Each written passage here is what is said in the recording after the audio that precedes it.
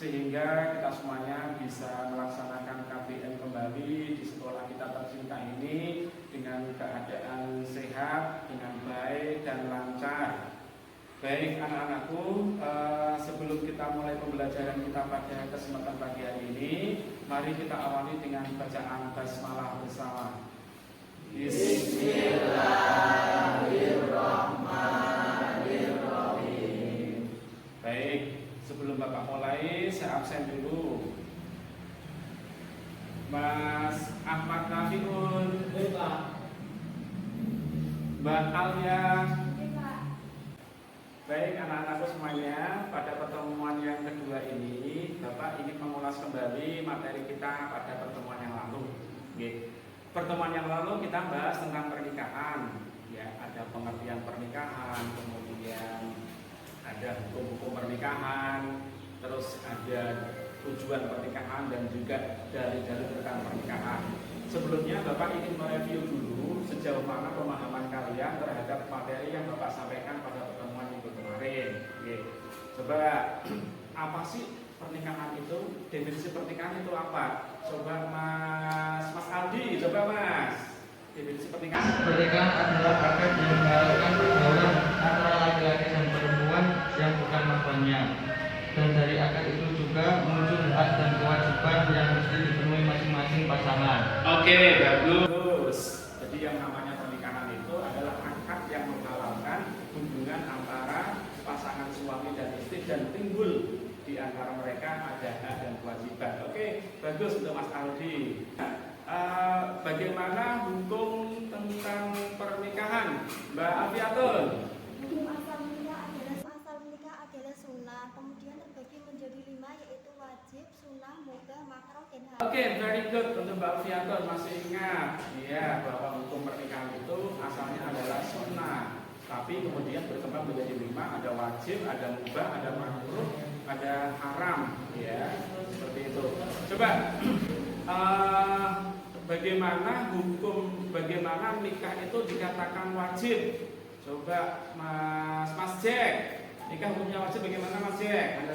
Kalau dari seorang yang sudah berkecukupan, sudah cukup usia, tetapi dia tidak mampu untuk mengendalikan hawa nafsunya. Terus, jadi wajib itu manakala ada seseorang yang sudah berkecukupan secara finansial, kemudian dia tidak bisa mengendalikan hawa nafsunya. Seperti ini kalian nantinya. Tahu nggak? Tahu. Duhai senangnya pengantin baru. Seperti ini ya. Dalam lagu Nasdaqnya dikatakan seperti itu. Bagaikan raja dan ratu sehari. Ya, sehari saja.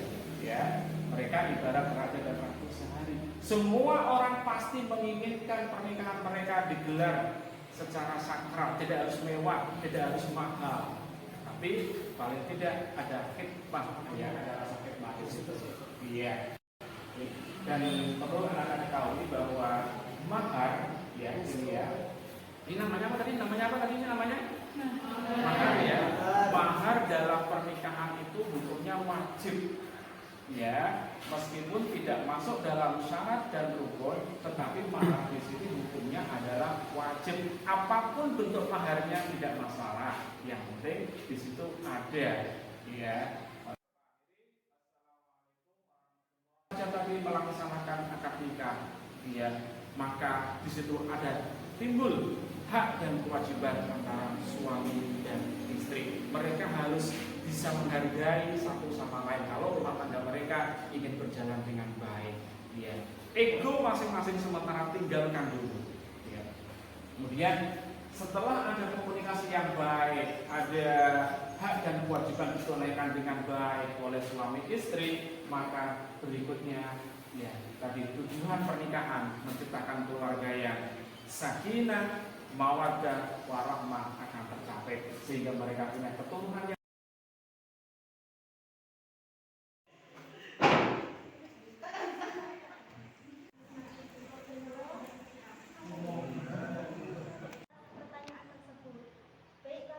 pernikahan. Sekarang kita lanjutkan pada hak dan kewajiban suami istri.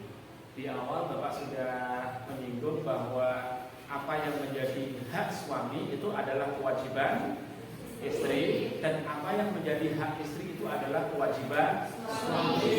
Jadi masing-masing itu punya hak dan kewajiban. Ya, jadi setelah mereka menikah dikatakan sah oleh saksi tadi, maka otomatis hari itu juga timbul hak dan kewajiban di antara mereka berdua. Baik, perhatikan berikut ini adalah kewajiban suami terhadap istrinya. Yang pertama, suami wajib menggauli istrinya dengan cara yang baik, penuh kasih sayang, ya. Kemudian tidak semena-mena, tidak berlaku kasar, apalagi sampai KDRT, kekerasan dalam rumah tangga. Naudzubillah min dzalik, jangan sampai seperti itu, ya. Kemudian yang kedua, suami wajib memberikan nafkah, baik nafkah lahir ataupun nafkah batin kepada istrinya, seperti memberikan makan, memberikan pakaian, ya, syukur-syukur bisa memberikan tempat tinggal yang layak untuk istrinya. Jangan sampai kebalik, saudara-saudara. Ya, si istri banting tulang pergi ke luar negeri misalkan, sementara suaminya tinggal di rumah, tinggal menikmati hasil istrinya. Jangan sampai seperti itu. Siapa yang berhak, siapa yang berkewajiban memberikan nafkah dalam keluarga? Siapa? Seorang suami. Istri bekerja hukumnya tidak wajib. Ya, yang wajib di sini adalah memberikan nafkah lahir batin kepada istrinya. Kemudian berikutnya, suami wajib mengajarkan ilmu yang berkaitan dengan kewanitaan. Ya, suami harus tahu. Ya, suami harus tahu bagaimana hukum haid itu bagaimana. Ya, ingat, suami ya itu harus tahu seputar dunia kewanitaan. Ya, ketika haid maka suami tidak boleh menggauli istrinya. Hukumnya haram. Kalau ketika seorang istri dalam keadaan haid suami minta, itu hukumnya haram, tidak boleh. Gitu. Ya. Kemudian berikutnya tentang nifas. Nifas itu darah yang keluar setelah melahirkan. Maka selama 40 hari setelah melahirkan, suami tidak boleh minta jatah kepada istrinya. Tidak boleh, haram. Ya. Nah, istri hadam, darah penyakit dan lain-lain sebagainya. Kemudian berikutnya, suami wajib berlaku adil dan bijaksana kepada istrinya. Suaminya harus adil. Ya. Ketika memberikan uang belanja juga kasih uang belanja yang cukup, kasih uang untuk memberi untuk bisa membeli skincare, ya, untuk bisa membeli apa, gitu ya. Jadi poin 5 yang penting ini, suami wajib menutupi aib istrinya kepada siapapun. Tidak boleh kalian mengumbar aib istrinya kepada orang lain, sekalipun terhadap tetangga. Tidak boleh, terhadap keluarga sendiri tidak boleh, karena itu adalah rahasia keluarga. Ya, tidak boleh. Ternyata istriku seperti ini, dikumandangkan kemana-mana. Itu tidak boleh. Ya, oke. Paham ya di sini ya? Ini kewajiban suami terhadap istrinya. Nah, sekarang dibalik yang kedua. Ya, kewajiban istri terhadap suami. Jangan pengen suami itu pengen dihargai terus, pengen ini terus, coba. Ini kewajiban istri terhadap suami. Istri wajib menerima dengan ikhlas bahwa suami adalah pemimpin keluarga. Ya, bahwa suami itu adalah pimpinan keluarga, maka sangat tidak dibenarkan ketika istri itu mendominasi keluarga. Jadi seolah-olah istri suaminya itu kalah, tidak boleh. Ya. Yang kedua, istri wajib mentaati suaminya selama tidak dalam kemaksiatan. Jadi selama tidak melenceng dari koridor syariat, maka seorang istri wajib mentaati suaminya. Kemudian berikutnya, istri hendaknya memenuhi kebutuhan suami dan keluarga, melayani, ya, pagi-pagi menyiapkan baju suaminya, ya, merapikan bahan-bahan yang dibawa ke kantor untuk suaminya, membuatkan sarapan untuk suami dan anak-anaknya, dan sebagainya. Ya, baik kebutuhan biologis maupun kebutuhan non biologis, begitu ya. Anak-anak kita pasti tahu kebutuhan biologis, tahu ya, anak kita ya. Oke. Kemudian berikutnya, istri hendaknya mendahulukan hak suami di atas hak orang tua tuanya. Ingat, ketika seorang istri sudah bersuami, maka ya si istri itu harus mendahulukan suaminya dibandingkan dengan orang tua kandungnya. Ya, ingat catatannya ketika sudah berkeluarga, begitu. Ya. Kemudian istri wajib menjaga harta suaminya dengan sebaik-baiknya. Ya. Kemudian istri hendaknya senantiasa membuat dirinya selalu menarik di hadapan suami. Ini penting ini. Ya. Suami juga sama.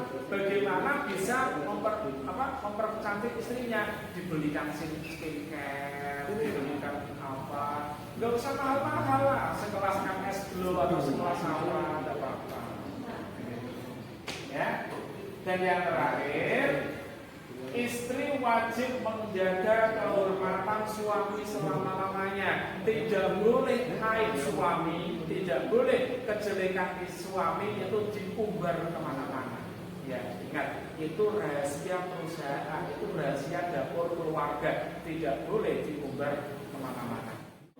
Tadi Bapak sudah memberikan keterangan, memberikan penjelasan tentang persyaratan nikah, rukun nikah, kemudian hak dan kewajiban suami istri dan juga hikmah dalam pernikahan. Nah, sekarang giliran anak-anak untuk mengerjakan lembar kerja yang sudah Bapak sediakan.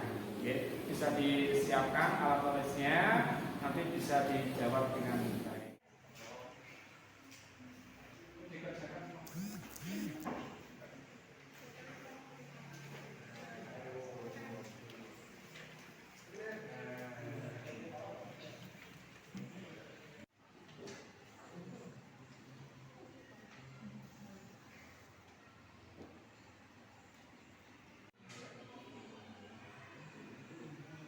Anak-anakku, untuk menguji sejauh mana kemampuan atau pemahaman kalian, coba anak-anakku bisa mengetik di Google, nanti silakan di klik ini, link ini, kemudian kalian kerjakan dengan baik post testnya, ya, kalian kerjakan dengan baik post testnya.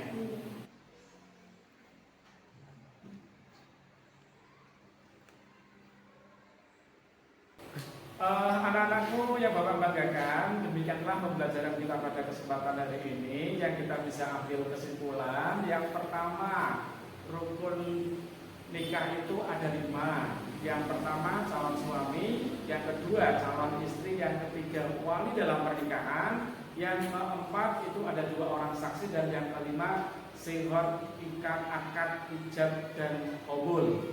Kemudian yang kedua, hak dan kewajiban suami istri. Hak suami itu adalah kewajiban istri, dan hak istri itu adalah kewajiban suami. Masing-masing itu harus menjalankan hak dan kewajiban sesuai dengan tanggung jawabnya masing-masing. Anak-anakku, sebelum Bapak akhiri, anak-anakku Bapak kasih tugas nanti di rumah, kalian bisa meresum untuk materi kita berikutnya. Tugasnya meresum hikmah dalam pernikahan. Nanti bisa diambil dari buku paket yang kalian punya, bisa juga diambil dari sumber yang lain, dari internet boleh, dari e-book juga boleh. Baik, anak-anakku, mari kita tutup pembelajaran pada kesempatan hari ini dengan bacaan hamdalah bersama. Alhamdulillahirabbil alamin. Mudah-mudahan bermanfaat untuk kita semuanya. Untuk akhiri, assalamualaikum warahmatullahi wabarakatuh.